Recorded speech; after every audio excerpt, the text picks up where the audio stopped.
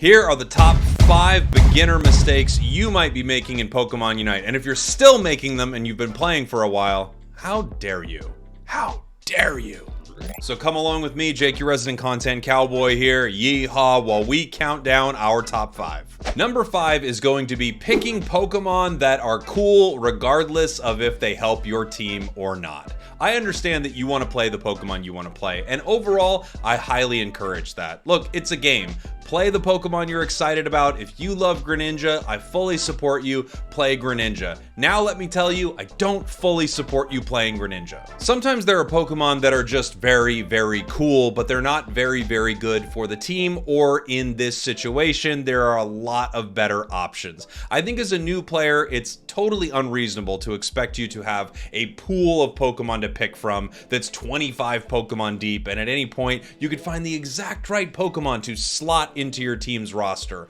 However, I would highly recommend that you play decently well with a handful of Pokemon, maybe 3 Pokemon or something like that, that are each a different role that could help your team. Teams usually have a ton of attackers and enough speedsters, basically enough carry Pokemon. Oftentimes, teams don't have enough defenders or supporters. One of the first Pokemon that you get in the game for free is Slowbro. That Pokemon is amazing. I would highly recommend you understand how Slowbro works, so if your team does not have a defender, you can slot into that role and help your squad. Basically, as a defender, you spend your time frontlining for your team, making sure you're taking a bulk of the damage while you use everything in your power to disrupt your opponents and keep them away from your squishier Pokemon. I know we all want to be Zoroark. I get it. It's cool. It can transform into Registeel and stuff like that, but it would be really, really beneficial for you and for your team to have a few Pokemon that you're pretty good with. Number 4, and this is a pretty big one, not getting enough experience. I see a lot of newer players playing Pokemon that need to evolve twice. Things like Charizard, Blastoise, Venusaur, especially considering they give you Venusaur for free, and Charizard may be one of your starter Pokemon, and they're not getting enough experience to get out of these situations where they're essentially evolution gated. When you are 1 level away from evolving with your Pokemon will not evolve unless you do something to earn a chunk of experience. So that would be last hitting a wild Pokemon, KOing an enemy, or scoring more than 1 point into a goal. There are times where you could be sitting on a level. You could literally be a level 7 Dragonair for a couple minutes of the match because you simply don't go out and get a piece of experience. I would highly recommend, if you are right next to an evolution and you just need a wild Pokemon or 2 to get to your next level, to peel off, get that experience, and then come back and fight with your team. Of course, there are a lot of situations where you need to be present with your group, depending on what time it is in a match, but if you're at the 5-minute mark and you still haven't hit your final evolution, you need to prioritize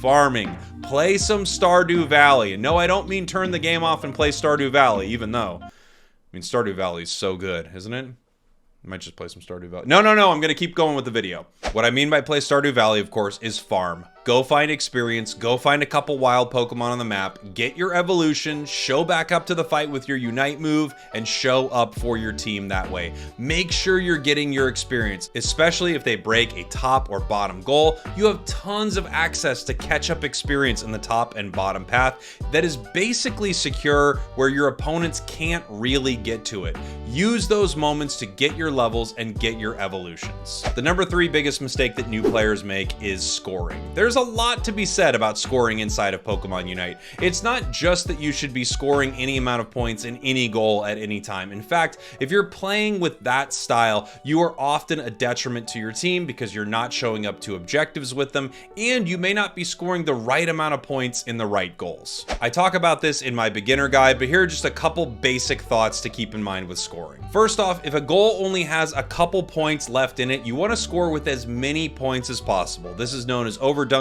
or overcapping, and those points do go to your final score at the end of the match. It's very important because many matches will end with teams very, very close in score, and you could be the one that wins if you make the right plays. In general, it's better to be showing up with your team to objectives rather than running across the map to a lone goal to score a few points, especially when it comes to the end fights in the game around Rayquaza. One of the most detrimental plays you can make is running away from that end fight, scoring 100 points in either the top or bottom goal, and then coming back to that fight to find your team completely gone, absolutely decimated. What happened? Well, what happened is you weren't there, especially if you're playing something like a support or defender and you weren't there to support or defend your team. Unbelievable. And even if you're a speedster, your job is to find a KO in all of that mess. Try to find a way to support your squad. Don't look for sneaky scores. They are almost never the reason you win a match. Also, it should be noted that when you're moving up to a goal, if you see a goal has, say, 14 points left in it and you have 10 and your ally has 40, this is a great time for you to score. Score those 10 points, the goal comes down to 4, and then your ally has a bigger overcap. Basic math, but just take a look at it. Is your number lower than the goal? Will that help your team? Great. Is your number way higher than the goal? And is that the best move for the team? Great. The number 2 biggest mistake really is an offshoot of number 3, and it's not showing up to objectives or fights. Rayquaza, the bottom Regis, and Regieleki. These are important objectives that your team can use to gain an advantage in the map. And if you're never showing up to any of these fights and you're just playing Stardew Valley and farming around the map, you're making a mistake there as well. I say a version of this often, but the game is called Pokémon Unite. Not Pokemon, hey, go do whatever you want and we'll see you later. Maybe you can score. I don't know what's going on. The point is, we don't need to unite. No, it's Pokémon Unite. Unite with your squad and win some big fights. Find out what your role is. Are you a defender? Defend your team. Are you a speedster? Try to dive into that backline and take out that enemy Delphox. Are you an attacker? Put some damage out at range. You need to show up to these moments with your squad, use your Unite move, and win some big fights. Also, when it comes to objectives, I think a simple rule of thumb, especially for new players, would be show up to where your team is and try to win that objective. I think the bottom objective has more value than the top objective oftentimes. However, if your team is prioritizing top and they need help with the fight right there, it may be a great situation for you to show up. Oftentimes, a team of 5 Pokemon will beat a team of 3 Pokemon unless some crazy things happen. The team with 3 Pokemon uses some Unite moves. They're way over leveled. In general, showing up with your team, backing their plays, and trying to figure out a way to make it work is the best way to go with objectives. Once you're no longer a new player and you have a good amount of games under your belt, you can make some different decisions. But in general, early, show up with the squad. And finally, our number 1 mistake that beginning players make is not subscribing to me. Ding. Goodbye, everybody. No, I kid. But, you know, like, comment, subscribe. The number 1 mistake that beginning players make is the Rayquaza fight. Let's face it, if Pokemon Unite was Mario Kart, Rayquaza is a blue shell. Rayquaza is a bullet bill. Rayquaza is everything you need to get past your opponents. And if you don't show up and fight correctly at this fight, you could throw away a really, really solid game. So, what are a few things you need to know about Rayquaza and how to show up? First, show up early and often. Make sure you are there on time with your team, especially if you're playing a role like defender. Your job would be to be in front of your team, giving them vision so you can figure out where the enemies are. Your job is not to be behind them, waiting for something while you see your Zeraora way out there in front. In general, the tankier Pokemon are up in front, looking at enemies, and your attacker and speedster Pokemon are a little bit behind, waiting for the right times to use their moves and do a ton of damage to the opponents. That also means if you are playing those attackers and speedsters, try to let your defenders defend for you and let them call the fights as best you can. Of course, this won't always happen, but if possible, that is the best way to fight in a lot of these situations. The next part about showing up to the Rayquaza fight is showing up with your Unite move. Some Pokemon have Unite moves that you can use very, very close to the 3-minute-ish mark and they will get them back. There are a few of those Pokemon like Delphox and Leafeon,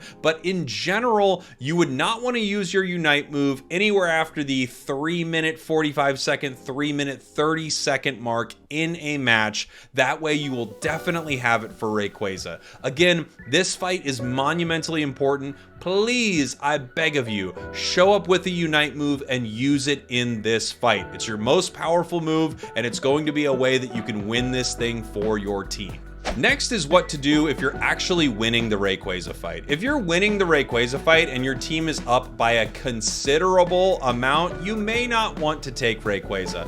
But if you're winning the Rayquaza fight hard, you KO 4 members or even 5 members of the enemy team, unless there's one of you left or something, it's almost 100% foolish to not take Rayquaza off the map. You are taking away a win condition from your opponents. I've talked about this in other videos, but if all of your opponents are gone and you don't take Rayquaza, all you are doing is giving them enough time to come back in this match. Of course, there are some situations where you wouldn't want to take it. If you're up by so much, it doesn't matter, or if there are not enough of you up to actually secure it in time before they come back, sure, I understand that. But in general, without finding little ways to make this not make sense, just understand that when they're all gone, you want to get that off the map. Take it away from them if they need it to win, or give it to you if you need it to score and win. And now let's talk about scoring after Rayquaza. If your opponents take Rayquaza, the match is not over. Do everything you can to break their shields.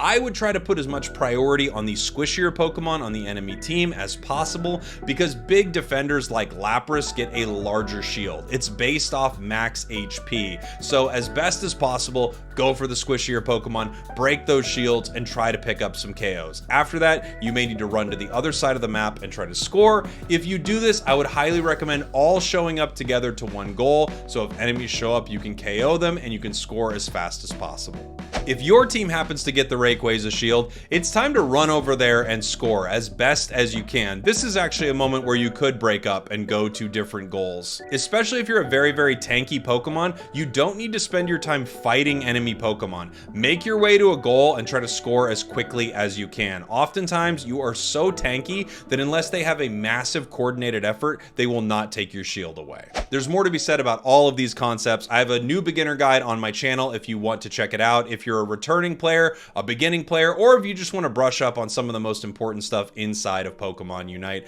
I also put videos up every single day. I hope you've enjoyed this. Thanks for watching. Thanks for listening. I love you. I'll see you all next time.